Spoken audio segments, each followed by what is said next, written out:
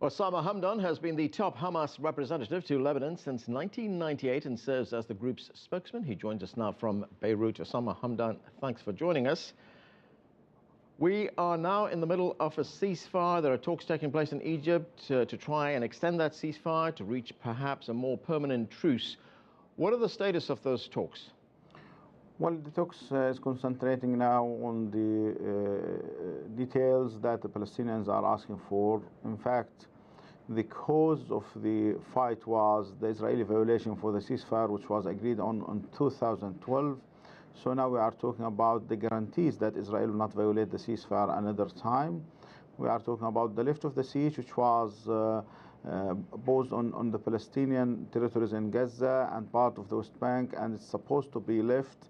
We are talking about some details in that, and we are talking about the release of the arrested Palestinians who were arrested after the what was known the 3 settlers killing, which was claimed as a kidnap by the Palestinians, and everyone knows that it was not a kidnap now. And we are talking about the reconstruction of Gaza. All those ideas, all those issues are under discussion. It's not easy discussion, but we believe that the Palestinian people have the right to live secure, to live without being afraid about the future of their sons and children, and to live as the people are living everywhere. Okay, those are your demands. Now, one of Israel's key demands is that Gaza become a demilitarized zone. No rockets, no weapons, no attacks. Is Hamas prepared to do that? Well, in fact, the one who was under the attack was Hamas, the Palestinians, the Gazan people. In fact, all the Palestinians are under the Israeli attack, which is heavily equipped by the American and European weapons. Yeah, but you did fire rockets into Israel. About demilitarizing anyone, it was part of the reaction against the occupation and against the Israeli attack. If the Israelis did not attack, no one will launch rockets against them.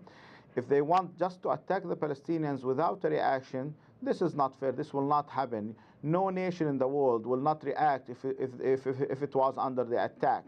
This is the idea. If they want demilitarization, we are ready to have both sides demilitarization. They have to give up their weapons.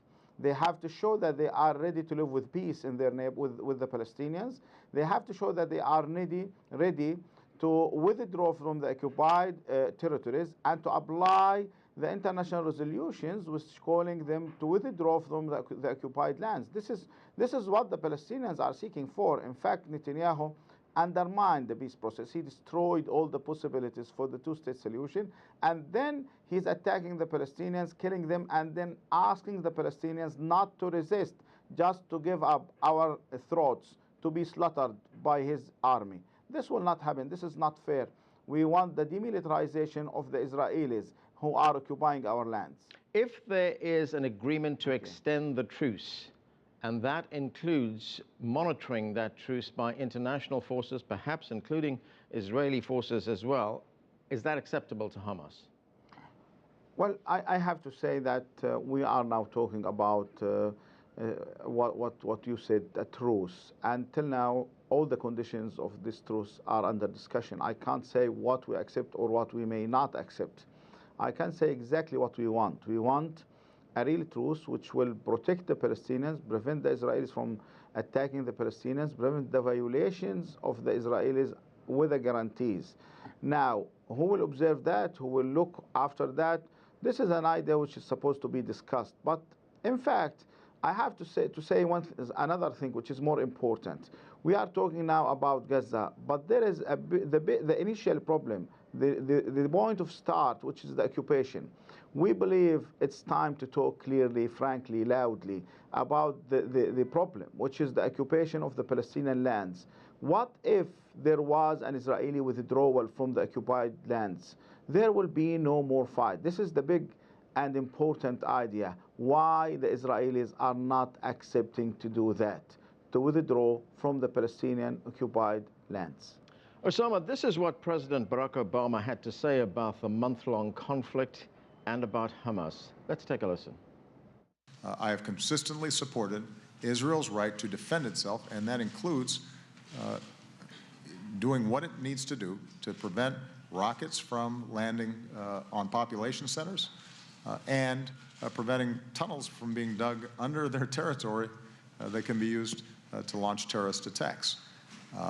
I also think it is important to remember that Hamas acts extraordinarily irresponsibly when it is deliberately siting rocket launchers in population centers, putting populations at risk because of that particular military strategy. I have no sympathy for Hamas. I have great sympathy for ordinary people who are struggling within Gaza. What do you make of that, Osama? Well, I'm sorry to hear that from President Obama. And if I want to say, Mr. President, you are not fair.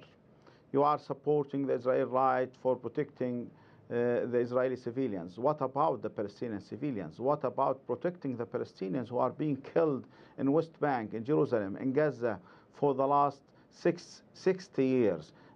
Doesn't they deserve to have the right to protect themselves? Or you are not considering them as humans? They are not humans. They are from another planet, maybe, if you don't accept their right to protect themselves. What we are doing is trying to protect our own people. And I have to say, we as resistance have rockets. What about the rockets which was launched and attacked the Palestinians from the Israeli side? We are talking about 2,000 Palestinian civilians who were killed. Among them, we are talking about 450 Palestinians who were killed among them. What about those who were killed by the weapons which was provided by the United States to the Israeli army? Does it mean anything for you, Mr. President? I believe you know more than anyone else that Hamas and the resistance are not using the civilian places to launch rockets. That was said clearly by the United Nations. They have a clear position against the Israeli lies that Hamas and the resistance are using the civilian places to launch rockets. It was now known for everyone the Israelis are lying. You are not supposed, Mr. President, to accept the Israeli lies just because they have a very strong lobby in the United States. You have to be more justice. You have to be more justiful. Now, Gaza has been devastated in this war with the Israelis, and now it starts the reconstruction phase. What do you make of the Israeli finance minister's call for the international community to put together a massive aid package? But he made that conditional on one thing. He says that the Palestinian Authority has to take control all over, in the West Bank as well as in Gaza. Well, I think the Israelis are trying to buy some false victory. They are trying to show their public that they are victorious. They want to buy a victory. It's okay.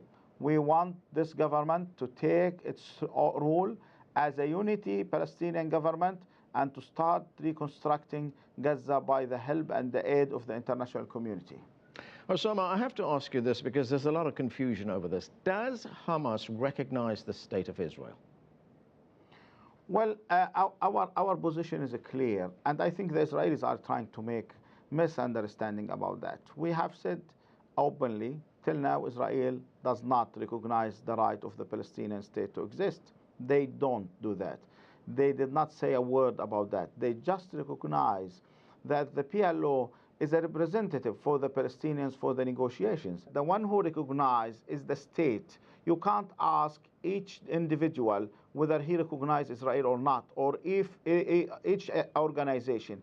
You have to ask an independent Palestinian state. That happened when we have our independent sovereign state. The elected government is supposed to make the decision. We will respect the decision of this government if they recognize that state.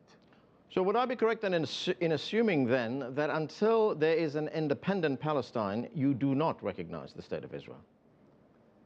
You can't ask a people under an occupation, a people who are oppressed by the occupation, a people who are being killed by the occupation, to recognize the occupier, to recognize the killer, to recognize the murderer. You can't ask the people to do that. You can't ask Hamas to do that. What did Hamas achieve by firing rockets into Israel? Well, for your information and knowledge, the one who started launching the attack against the Palestinians in Gaza was the Israelis. Hamas did not start the fire of the rockets. The Israelis claimed that 3 settlers were kidnapped in West Bank, and they blamed Hamas about this, and now everyone knows that they were lying, and it was a murder in a crime, a civilian crime inside Israel. And then they attacked Gaza. For the first and the second day, there was no response from Hamas. We tried by political ways to stop the Israeli attack. The third day, they bombed a house for Kawari family, and they killed 11 civilians, injured more than 80. So there was a response from Hamas. So the one who started the first bullet was the Israelis. What Hamas has did, the reaction against the Israelis. We were trying, and we will do that every time, to try to protect our own people. This is very simple story. That was clear. Everyone knows that Israel started that fight. Everyone has to ask the Israelis, why you have done this? Why you did that? Why you are killing the Palestinian civilians? This is the real question. Israel says that it has achieved its military aims in this operation, that it has destroyed the tunnels in Gaza that were threatening Israelis, that it's destroyed your ability to fire rockets into Israel. Well, let them say that. Let them say whatever they want to say. But there is facts on the ground. If they attacked, they will know if they were saying that in true or lie. They want to lie, they have to do that. All the story of Israel is a big lie. Their structure is a lie. Their government is a good liar. Okay, we just have a few seconds left. Have all the tunnels been destroyed in Gaza? No one knows about that question. No one can answer that question except the resistance, and they will not answer about that. But they are saying clearly, in a very clear and loud voice, we are still ready to stand against the occupation if they try to invade Gaza another time. Osama Hamdan, thank you very much for joining us.